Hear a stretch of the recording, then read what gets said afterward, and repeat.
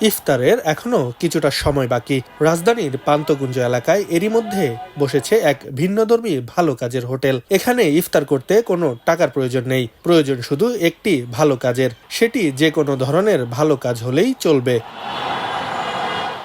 এখানে যারা ইফতার করতে আসেন তাদের বেশিরভাগই ছিন্নমূল মানুষ। পথশিশু থেকে শুরু করে বৃদ্ধ সব বয়সী মানুষই রয়েছে এই আয়োজনে। কেউ রিকশা চালক, দিনমজুর, ভিক্ষুক, আবার কেউ বা ভবঘুরে। আসরের নামাজের পর থেকেই তারা আসতে শুরু করেন। সারি সারি প্লেট সাজানো থাকে, সবাই নিজ নিজ জায়গায় বসে ইফতারের জন্য অপেক্ষা করেন। ইফতারে আসা এক ব্যক্তির কাছে কি এমন ভালো কাজ করেছেন তা জানতে চাইলে তিনি বলেন, যে কোনো একটা ভালো কাজ করতে একটেকও লাগে না। অনেক দিন যাবত খাচ্ছি, অনেক দিন ভালো কাজে যা খায় ভালো খায় মাশাআল্লাহ।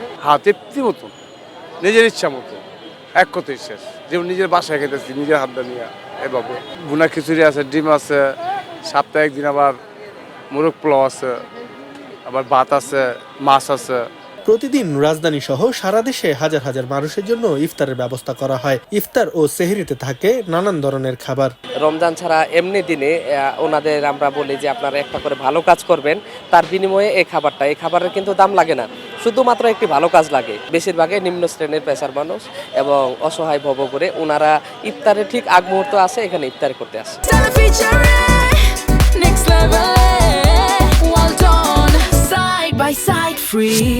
যখন শুরু করছিলাম তখন কমলাপুর স্পটে চলতো। এখন আল্লাহর রহমতে ঢাকা শহরে 16টা স্পটে এবং ঢাকার বাইরে 5টা স্পটে মোট 21টা পয়েন্টে আমাদের এই ইফতারের কার্যক্রম চলে।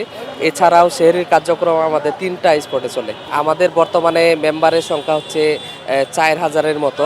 ওনারা প্রতি মাসে 300 টাকা করে দেয়, ওনাদের আমরা ডেইলি 10 মেম্বার বলি। এছাড়া পথচারীদের জন্য রয়েছে পার্সেলের ব্যবস্থা। ফুটপাতে সারি সারি ইফতার সাজানো থাকে, যার প্রয়োজন সে সহজেই নিয়ে যেতে পারেন।